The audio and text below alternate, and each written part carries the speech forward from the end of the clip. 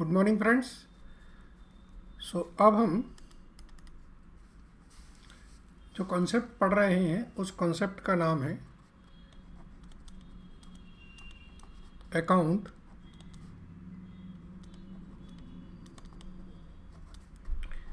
From incomplete records. Incomplete records,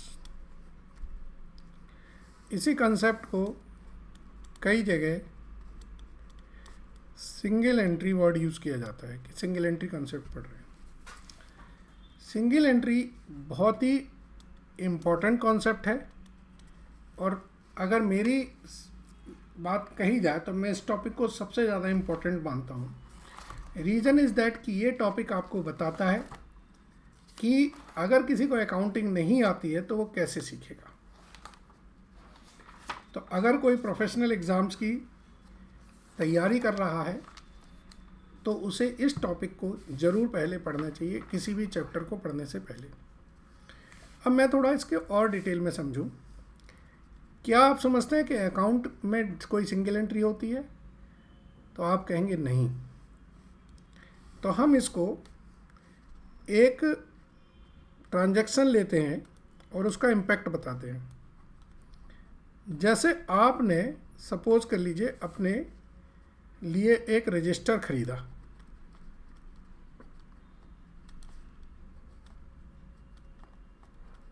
₹100 का आपने register खरीदा।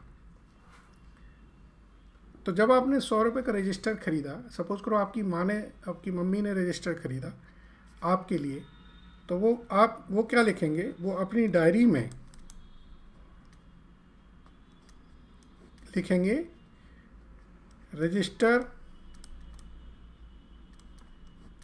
खरीदा ₹100 का,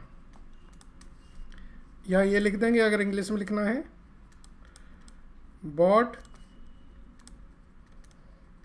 रजिस्टर फॉर ₹100। अब ये, और अगर तारीख लिख दें तो इससे तो और अच्छा पता चलेगा। ये किसने एंट्री की है? ये आपकी मम्मी ने एंट्री की है।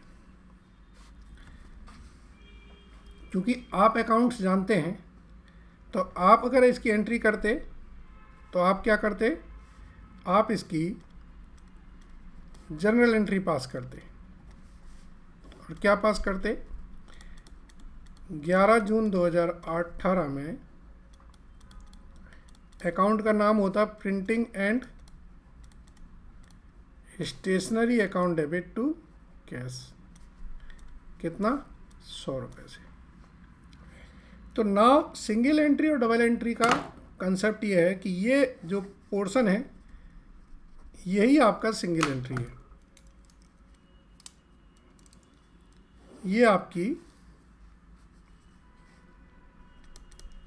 सिंगल एंट्री है। सिंगल एंट्री का मतलब है सिंगल इंफॉर्मेशन। आपका काम यह है कि इस सिंगल इंफॉर्मेशन को आपने किस में कन्वर्ट करना है? अकाउंटिंग एंट्रीज में।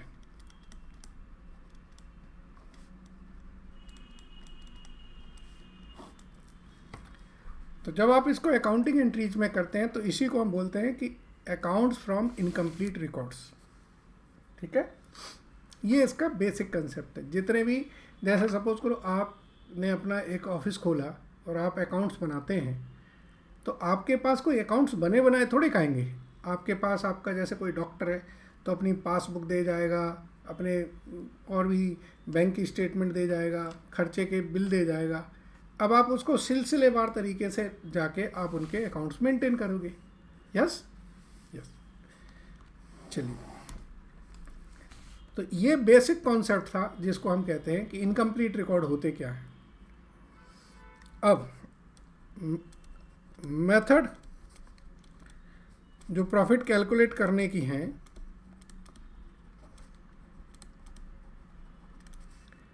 ये 2 मेथड हैं इसमें। एक है कैपिटल मेथड,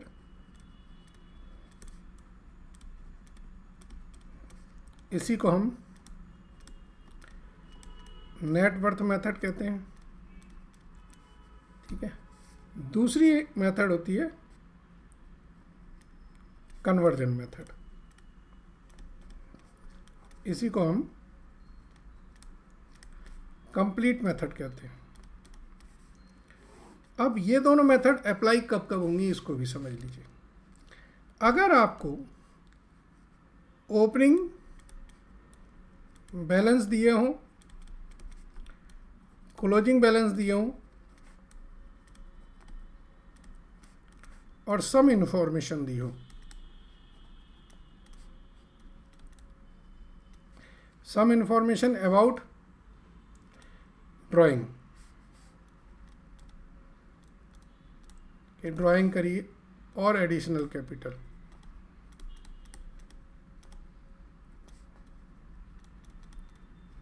अगर ये ये चीज़ें दी हैं तो आपको समझ चाहिए कि कैपिटल मेथड में लगाना है। अगर इनके अलावा आपको कैश बैंक की इंफॉर्मेशन दी हो कि भाई हमने इतने कैश बैंक में ट्रांजैक्शन करे हैं,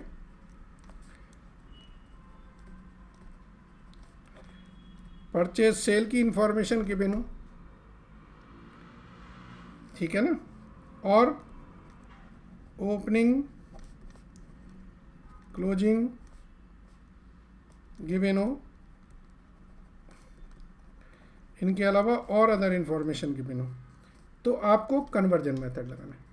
तो कन्वर्जन मेथड के लिए जो मेजर इम्पॉर्टेंट फैक्टर काम करता है वो ये कि ये इंफॉर्मेशन आपकी दी होनी चाहिए, ठीक है ना, ये इंफॉर्मेशन दी होनी चाहिए। ठीक, अब हम इन मेथड से कैसे प्रॉफिट कैलकुलेट करना है वो आपको समझाते हैं।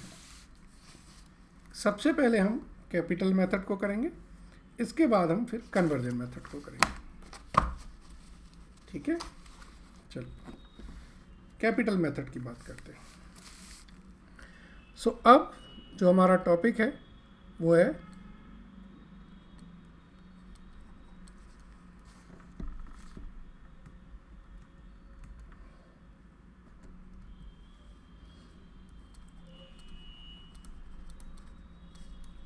कैलकुलेशन ऑफ प्रॉफिट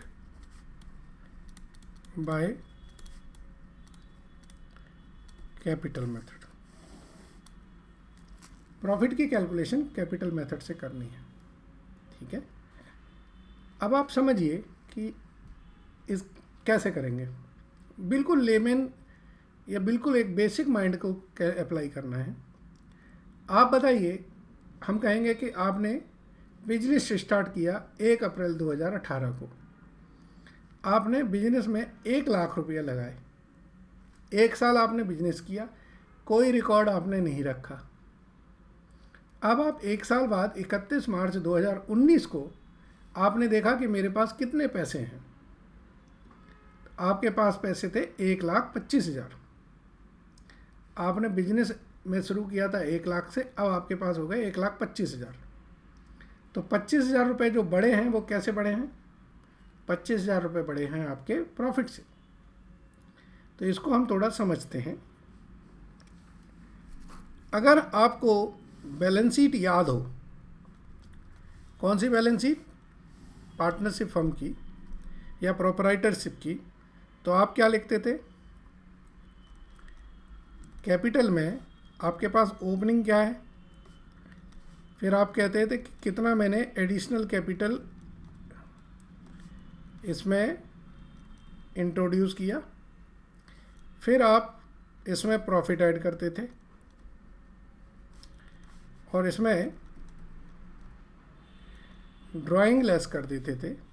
तो ये आपकी क्या निकल के आती थी? Closing capital balance. ये आपके 11th-12th में प्रोपराइटरशिप वगैरह के जो आपने फाइनल अकाउंट्स बनाए होंगे ना, उसमें आपकी ये कंसेप्ट अप्लाई होते थे। यहाँ इसको रिवर्स करना है। हम कहेंगे कि कैपिटल एट द एंड क्या है? 1,25,000। आपको ये इन्फॉर्मेशन दी जाएगी या होगी कि भाई इसने जो 1,25,000 है 10,000 रुपये पर्सनल यूज़ के खर्च करने के बाद है, इसका मतलब वो 10,000 भी इसी बिजनेस से कमाए हैं, तो ड्राइंग ऐड कर देंगे। जो एडिशनल कैपिटल है अगर कोई इंट्रोड्यूस हुई है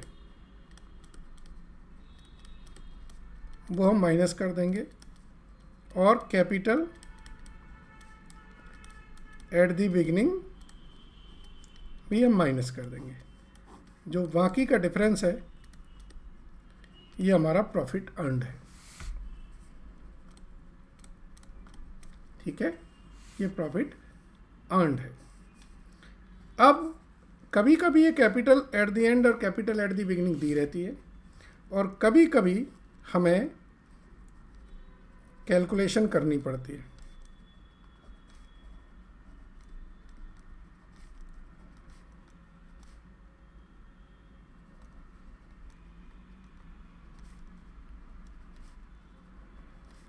इसके लिए आप जो इन्फॉर्मेशन दी है उसे हम उस को एक स्टेटमेंट ऑफ अफेयर बना लेंगे। कई बुक्स में अलग अलग बनाने के लिए कहा जाता है, बट हम टाइम सेव करने के लिए एक साथ ही बना लेंगे।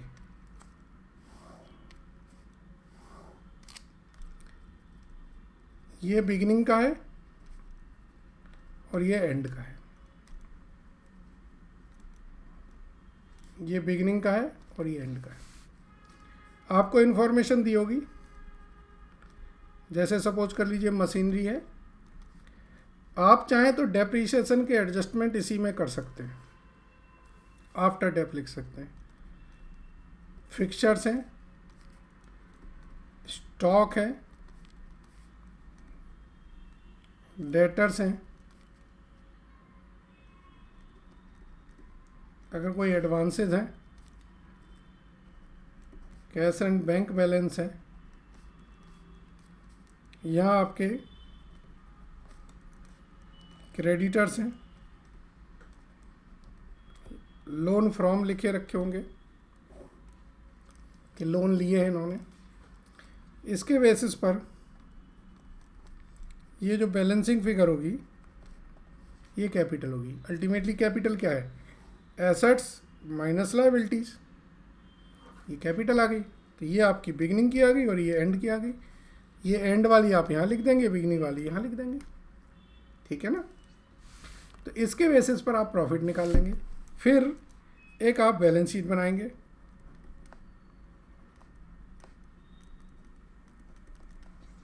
और उसमें फिर सारे एडजस्टमेंट जो हैं क्लोजिंग के या एट द एंड होगी ये बैलेंस शीट, तो इसमें सारे एडजस्टमेंट के साथ आप बैलेंस शीट बना देंगे। मोस्टली ये सारी इंफॉर्मेशन एज इट इज़ यहाँ आ जाएंगी, ये सारी इंफॉर्मेशन आ जाएंगी। सिर्फ कैपिटल में चेंज आएगा। कैपिटल जो यहाँ बैलेंसिंग फिगर है वो यहाँ पर एक प्रॉपर प्रेजेंटेशन के साथ आएगी। कैपिटल ओपनिंग लिखेंगे प्लस एडिशनल कैपिटल लिखेंगे प्लस नेट प्रॉफिट लिखेंगे माइनस ड्राइंग लिखेंगे, तो ये आपकी क्लोजिंग कैपिटल आ जाएगी। ठीक है, इसके बेसिस पर ये हम कैपिटल मेथड से प्रॉफिट एस्सरटेन करेंगे। 11th-12th के लेवल पर सिर्फ यही है। बाकी और जो दूसरे और प्रोफेशनल कोर्सेज हैं उसमें हमें कन्वर्जन मेथड भी सीखनी है। चलिए, तो हम कन्वर्जन मेथड भी सीखेंगे। Thank you.